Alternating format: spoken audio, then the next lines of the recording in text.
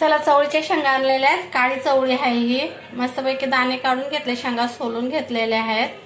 आणि शेंगा सोलून झाल्याच्या नंतर बघा किती मस्त दाणे निघालेत. आणि आता मस्तपैकी पाण्यामध्ये 2-3 पाण्याने धुवून घ्यायचे आहेत शेंगा. त्याच्यानंतर मग कांदा कापायचा, अद्रक लसूण चेचून घेतलेला आहे. कढई ठेवली आहे, जिरा टाकला, अद्रक लसूण टाकला, कढीपत्ता टाकलाय, कांदा टाकलाय, परतून घ्यायचा आहे. थोडासा हिंग टाकायचा आहे, हिंग पण परतून घ्यायचा आहे. आणि मग नंतर बटाटे टाकायचे त्याच्यामध्ये. बटाटे खूप छान लागतात तेलात. बटाटे परतल्याच्या नंतर काय नाही लवकर शिजून जातात.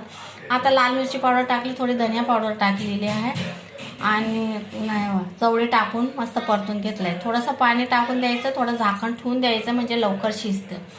आणि शिजत आल्यावर टमाटे टाकायचे आहेत, मीठ टाकायचं आहे, पुन्हा परतून घ्यायचं आहे. आणि अर्धा ग्लास पाणी पुन्हा टाकायचं आहे, रशेदार बनवायचे त्याच्यासाठी. मस्तपैकी झाली आहे भाजी तयार. बघा, कोथिंबीर टाकली आहे. सबस्क्राईब करा आणि लाईक